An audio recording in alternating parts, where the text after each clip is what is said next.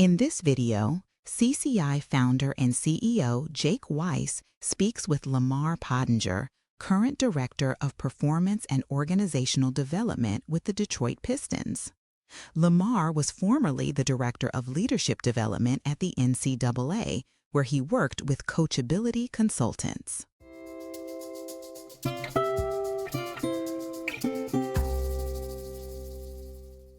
Well, I appreciate you joining me today, Lamar. Looking forward to our conversation around coachability. And before we get started, I just want to kind of welcome you and kind of share with everyone who may be tuning in just some of your background before we start getting into it. So I've been fortunate to know you for, I think, close to 5 years now, No. and been able to do some work together at the NCAA. And it's awesome to have the opportunity to talk with you. And just for everyone listening, Lamar started with the NCAA in November of 2019, so about 5 years ago now, around the time when we got connected. And his main focus at the NCAA is providing strategic direction and support to the NCAA diversity grant programs and several leadership development programs. Lamar leads content development, logistical delivery of the Dr. Charles Whitcomb Leadership Institute, which is a huge program, the NCAA Division II and III pathway programs, and the NCAA and NFL Administrators Academy. And in addition to that, he provides oversight and leadership of the design, development, and execution of all program offerings within and led by the NCAA. So awesome background. I know you were a former student athlete as well. So it's Yeah. great to have you on, and I'm looking forward to the discussion. Happy to be here, Jake. So from your standpoint, from your experiences, whether at the NCAA or outside of it, if you think of a manager, a leader, or a supervisor giving feedback to an employee, having coaching discussions, and then you think about some of the employees that are highly coachable versus those who might be less coachable. Can you Mhm. give some perspective, shed some light on what that interaction looks like between a coach and their team member if they're working with someone who's coachable versus less coachable? Yeah, I think that you one as the leader manager have to set the expectation and communication of what this relationship will be, right? And I'm really big on that, and that may be a personal thing, but I believe that it's a recipe and a formula for success in any new managee relationship, right? For that first, 30 days, we're both learning each other, Right. right? We can say all these great things through the interview and this is how I am, etc. But from day one, it's me letting them know, like, this is our learning period of each other, of how we work, how we communicate, etc. So during this time, we're going to build a relationship through a lot of conversations, a lot of touch points, but I'm also going to be very transparent and give you feedback at every point so that you know what you're doing good and what you're doing maybe not so good. So then when we get down the line 6-7 months now, this person knows how to operate and know how your manager wants to see things. I think in that first 30 to 90 days, you kind of see who's coachable and who is less coachable on how they respond to feedback, right? And I've seen it where there's a lot of friction for those less coachable individuals, and I've seen where there's a lot of success for those highly coachable individuals. One thing I would say, the highly coachable individuals will be proactive with their communication and their work. Hey, just ran this by. Can you give me some feedback? Let me know how it is. Or they'll check in. Hey, it's been a couple weeks. I've been doing a few different projects. Haven't heard much from you. Can you just give me a little bit of feedback? Am I doing the things in the right way for the team and you? Or is there anything that you need me to do differently? Right. Less Right. coachable individuals will be reactive, or the manager has to get those anxiety conversations of, man, Jake is really not performing the way I thought he would. Right now, I Right. gotta set up a conversation and wonder why. And when I coach individuals, especially managers, I always ask them, well, one, did you really set the expectations and have the communication beforehand? And two, Jake has made this mistake a couple times now, but how many times have you really said anything to Jake about it? All right. So how is Jake supposed to know that he isn't doing something good if you never brought it up? Right. And that's where it's a two-way street of the manager and managee. But I think less coachable people, consciously and unconsciously, just don't proactively ask the questions for the feedback. And those highly coachable individuals are proactive and very aware of when and how to ask for that feedback. And then how they receive it is the next layer too. Right. Yeah. No, it's a great differentiation between highly coachable, those less coachable, in terms of that proactivity that you mentioned. And I think it's a critical element of that accelerated growth that they can achieve. And I want to dig into that a little bit further with you. I know you mentioned that you can get a read on someone's coachability typically within the first 90 days. And often what you'll see is what you just described, where those who are more coachable are more proactive. Those that are less coachable might be more reactive and potentially less open when the information comes. But when you think about the manager in those situations or the supervisor, what's the impact for them if they're working with someone who, after those first 90 days, is proactive, is highly coachable? And on the flip side of that, what do you see as the impact on the manager or the supervisor when they're working with someone who's really not that proactive or not that open? Yeah. I believe everyone's job is to be super productive to have a positive impact on your team. And then the other piece of it is, what can you, one, take off the plate of your boss or manager, and two, making them look good, right? In turn, that makes the team look good. That makes the organization look good.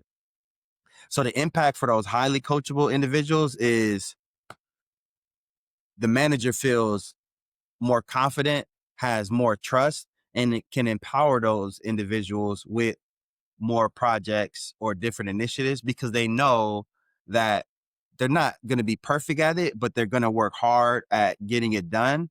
And if they don't know something or they are struggling with a project, they're going to ask for help or they're going to ask for feedback and coaching. And when you have that dynamic with those individuals, you have more of a highly productive team because one, you're empowering and trusting someone and that manager can delegate appropriately, but then that individual can take on more, but also know that they have still this opportunity to be coached and grow through the opportunity. Now, on the opposite end, when you have a, a less coachable individual and there's some struggles there, it's the opposite, right? There's less trust, lack of delegation for the manager. Now the manager is probably taking on more tasks than they need to. And that just stifles the productivity for the team, right? It's kind of like a clog, right? Within a, like the bottleneck, right? Right. So making sure that those things happen because the more productivity a team can really do, the better the team and the organization can be. But if the manager has to hold back certain things because they don't have that trust, confidence, um, and belief in that individual, on top of maybe I wouldn't say scared, but apprehensive of, even if I give this to this individual and they fail, they're not going to respond in a way of being coachable that I need them to respond. Right. Yeah, no, it's a great point that you mentioned. And I know in the previous uh, response that you had, you shared that often you'll see someone not performing well at a certain task for a certain period of time. And the question you ask is, for the manager, have you provided them feedback on that? And I think what you highlight here as well is that when you're working with someone who's highly coachable, who's proactive about asking you for feedback as a manager, it makes it easier too to give it to them because they're actually looking for it. Hmm. Awesome. And I think it's a really cool, just kind of looking at kind of your background and kind of how you got to where you are. I find it fascinating and just really cool that you're now kind of leading the program, the Charles Whitcomb Leadership Institute, that you were a participant in yourself. Hmm. And I think it just shows that kind of your career trajectory and that journey. What role has coaching, feedback, or your own coachability played in your journey to get to where you are now leading these programs with the NCAA? Great question. I and this is why we're here, right? And we've been able to work together. So I truly believe that where I'm at today has been a tribute to my ability to have a growth mindset and take coaching and feedback. Sometimes I was more proactive with that. And then sometimes it just came to me, right? Right. Being a former athlete has been my UVP, if you will, because that's what athletes go through all the time. Feedback and getting better, right? Or feedback and affirmation of I'm doing something right. So taking that mindset into the workplace is what's gotten me to be able to be, quote unquote, successful or continue to rise within this industry. Looking at challenges as opportunities, right? Looking at failures of um, different situations as lessons to learn. And I think that while I'm not perfect, there has been times where feedback has been tough to hear. I do believe in the value of what feedback can do. Um, and not just receiving it, but the action part of it too, right? People can receive a lot of information and hear it, but how you respond to it and the actions that you take after it is the true separator of individuals. And I know that that's played a huge role in my career of taking it, internalizing it, and then evaluating, okay, what type of action do I want to take from this? And then, what do I want to reevaluate and think about from a lens of I can receive it and maybe an action is not needed out of it. Right. Yeah, no, I love that last piece because we often talk about the element of discernment. And when people think about coachability and they hear it defined, sometimes they think it means that you're going to apply every single piece of feedback that you've either sought out or received unsolicited, in which case you'd be moving in a lot of directions. So it sounds like, just based on what you described, feedback had a huge role for you in your career trajectory, but also the element of being intentional about what you apply has been critical for potentially moving you to where you are in a kind of quicker clip than if you were just acting on every single piece of feedback you got throughout your career. Yeah. Awesome. Well, I always appreciate all of your insights, Lamar. I love just talking through these concepts with you, and it's great that we were able to kind of knock this down and dig into it. So thank you for your time. Thank you for all the insights, and I'm looking forward to digging into it again with you soon, I'm sure. So Yeah. appreciate your time. Absolutely, Jake. Appreciate you and your team's work. Continue to elevate it and pour it into organizations because it's important. Like I said, if we can tap into it more and show the ROI on it, or the ROP, the return on performance of it, we can definitely all progress as individuals and teams. Awesome. Well, I appreciate it again. I'm going to steal ROP from you and I Got it. look All forward to right. talking to you I'll soon. send you an invoice later. I appreciate that. Thanks, Lamar. All right. Thanks, Jake.